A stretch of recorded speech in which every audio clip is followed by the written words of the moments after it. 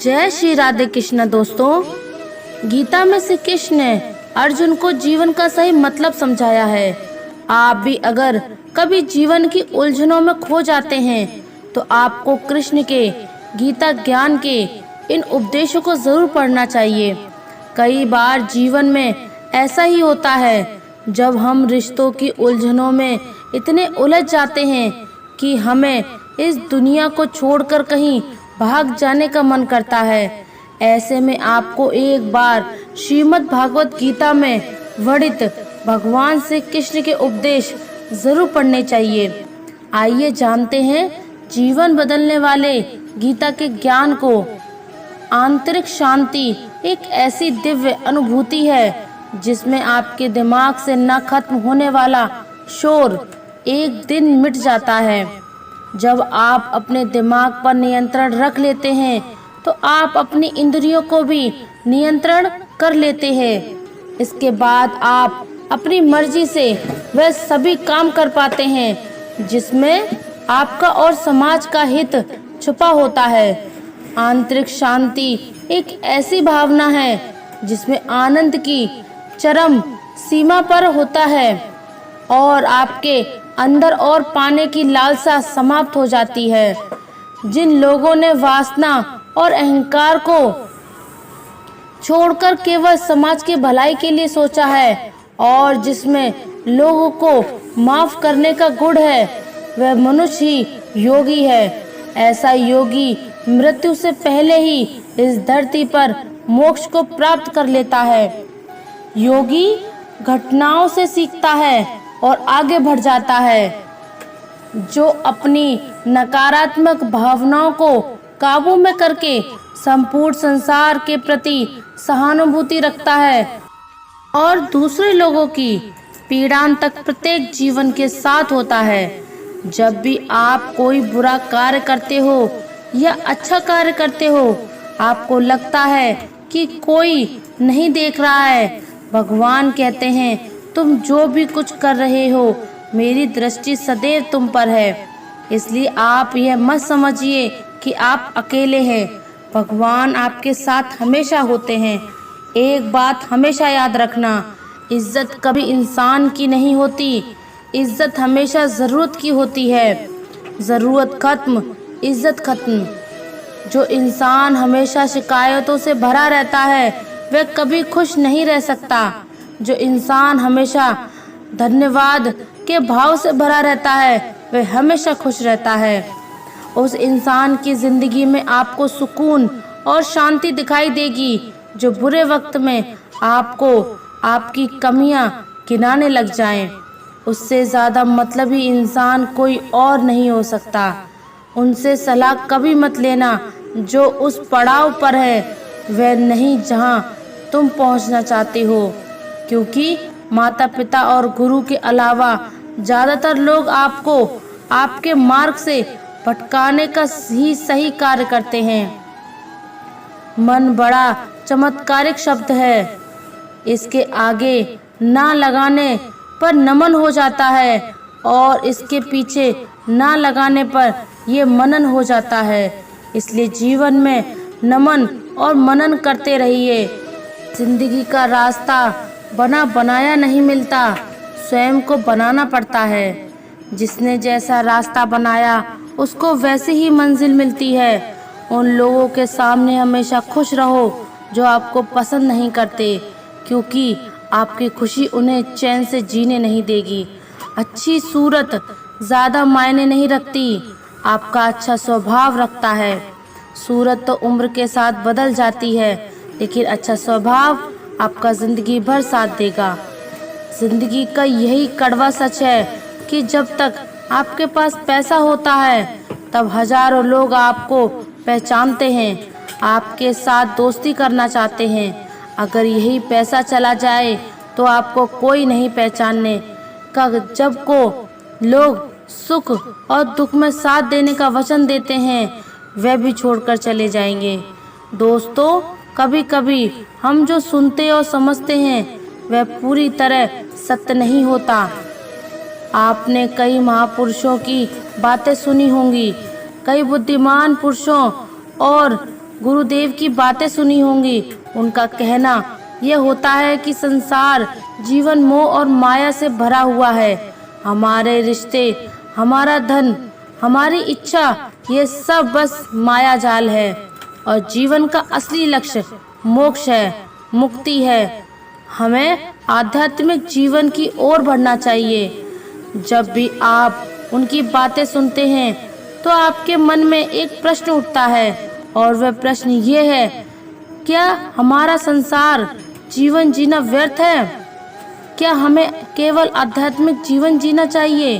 क्या हमें खुद की खोज करनी चाहिए? क्या हमें संसार के सुख का आनंद नहीं लेना चाहिए?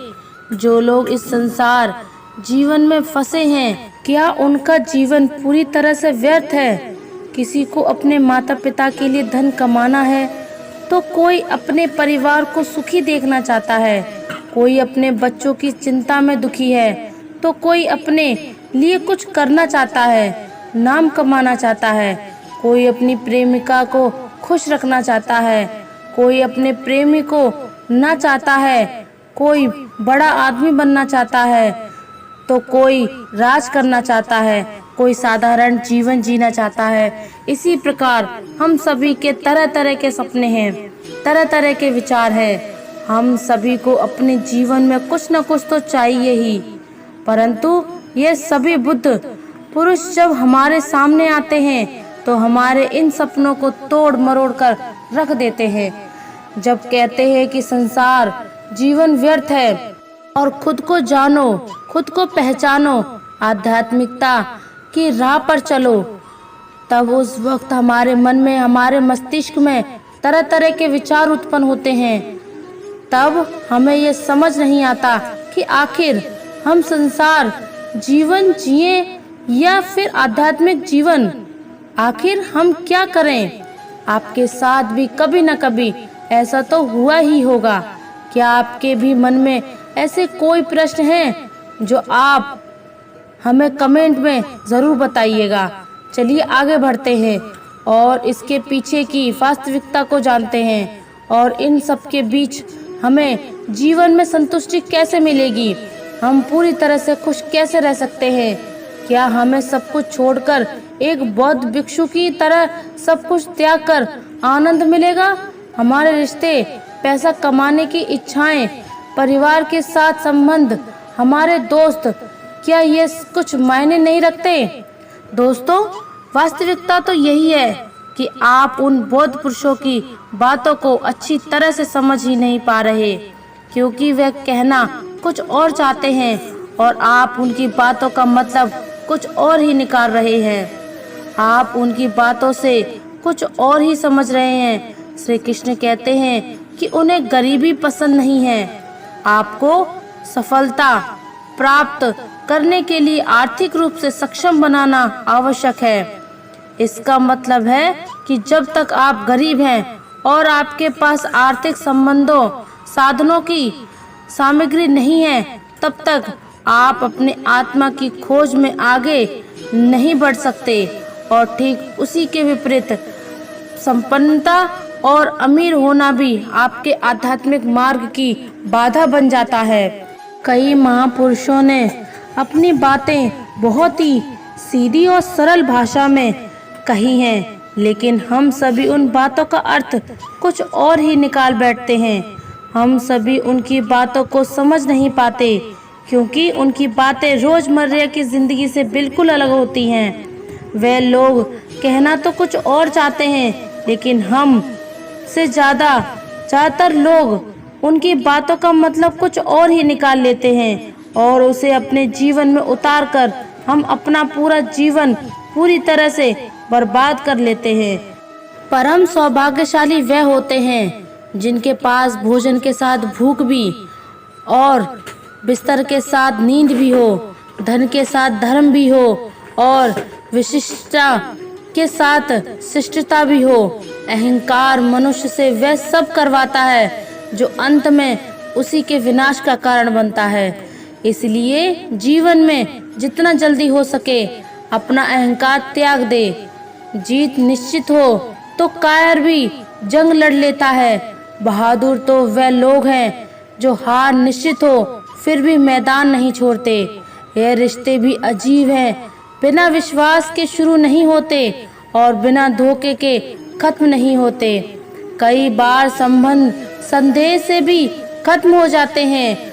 आवश्यक नहीं किसी के लिए लगाया गया हम गलत अनुमान हर बार सही हो।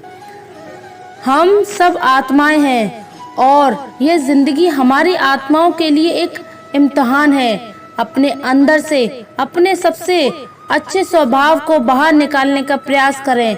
छोटी सी उंगली पर पूरा गोवर्धन पर्वत उठा लेने वाले श्री कृष्ण बांसुरी के दोनों हाथों से पकड़ते हैं। बस इतना ही अंतर है पराक्रम और प्रेम में। स्वीकार करने की हिम्मत और सुधार करने की नीयत हो तो इंसान बहुत कुछ सीख सकता है। हमें कितने लोग पहचानते हैं ये मायने नहीं रखता, क्यों पहचानते हैं ये मायने रखता है। राधे राधे एक उत्तम जीवन के लिए ये स्वीकार करना आवश्यक है कि सबको सब कुछ नहीं मिल सकता। खुद से बहस करोगे तो सारे सवाल सुलझ जाएंगे और दूसरों से बहस करोगे तो नए सवाल खड़े हो जाएंगे। जब मनुष्य अपनी गलती का वकील और दूसरों की गलतियों का जज बन जाता है तो जीवन में फैसले नहीं फासले हो जाते हैं। मिटाने से मिटते नहीं ये भाग्य के लेख।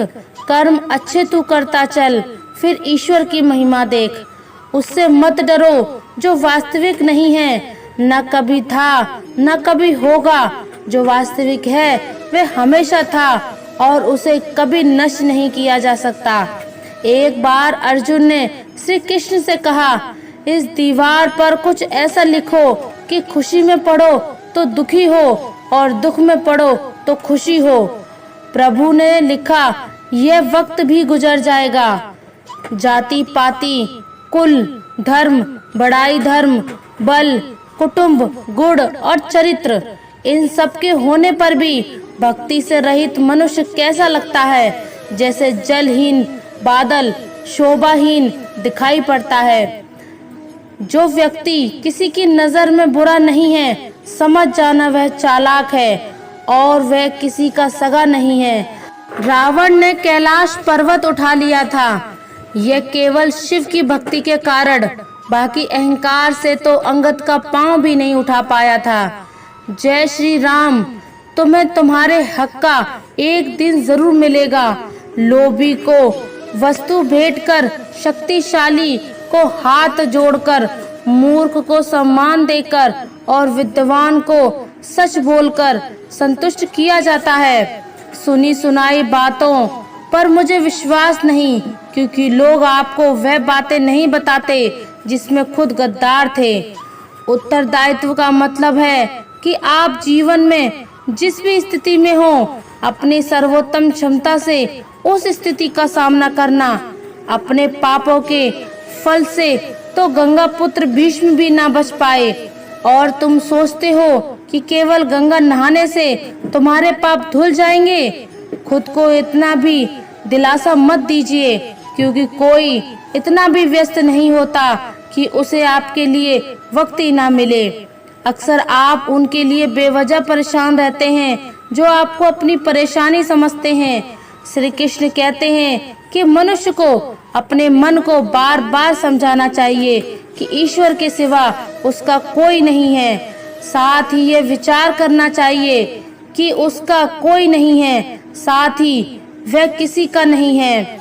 भोग में क्षणिक क्षण भर के लिए सुख है, साथ ही त्याग में स्थायी आनंद है। श्री कृष्ण कहते हैं कि सत्संग ईश्वर की कृपा से मिलता है, परंतु कुसंगति में पड़ना मनुष्य के अपने ही हाथों में है। लोभ और ममता, किसी से अधिक लगाव पाप के माता पिता हैं, साथ ही लोभ पाप का बाप है। श्री कृष्ण कहते हैं कि स्त्री का धर्म है कि रोज तुलसी और पार्वती का पूजन करे। मनुष्य को अपने मन और बुद्धि पर विश्वास नहीं करना चाहिए, क्योंकि यह बार बार मनुष्य को दगा देते हैं। खुद को निर्दोष मानना बहुत बड़ा दोष है। यदि पति पत्नी पवित्र जीवन बिताए तो भगवान पुत्र के रूप में उनके घर आने की इच्छा रखते हैं। भगवान इन सभी कसौटी पर कसकर जांच परख कर ही मनुष्य को अपनाते हैं। आनंद मनुष्य के भीतर ही निवास करता है, परंतु मनुष्य उसे स्त्री में, घर में और बाहरी सुखों में खोज रहा है। श्री कृष्ण कहते हैं कि भगवान उपासना केवल शरीर से ही नहीं बल्कि मन से करनी चाहिए। भगवान का वंदन तुम्हें प्रेम बंधन में बांधता है। मनुष्य की वासना ही उसके पूर्व जन्म का कारण होती है। इंद्रियों के अधीन होने से मनुष्य के जीवन में विकार और परेशानियां आती हैं। संयम यानी धैर्य, सदाचार, स्नेह और सेवा जैसे गुण सत्संग के बिना नहीं आते हैं। श्री कृष्ण कहते हैं कि मनुष्य को वस्त्र बदलने की आवश्यकता नहीं है, आवश्यकता हृदय परिवर्तन की है। जवानी में जिसने ज्यादा पाप किए हैं उसे बुढ़ापे में नींद नहीं आती। भगवान ने जिसे संपत्ति दी उसे गाय अवश्य रखनी चाहिए। जुआ, मंदिरापन, परस्त्री गमन, अनैतिक संबंध, हिंसा, असत्य, मंद आसक्ति और निर्दयता, इन सब में कलयुग का वास है। अधिकार को सद्गुरु, अच्छा गुरु अवश्य मिलता है। दोस्तों, अगर इस वीडियो से आपने कुछ भी सीखा हो तो इस वीडियो को एक लाइक कर दीजिए और इस चैनल को सब्सक्राइब कर दीजिए और कमेंट में जय श्री राधे कृष्णा जरूर लिख दीजिए। धन्यवाद। जय श्री राधे कृष्णा।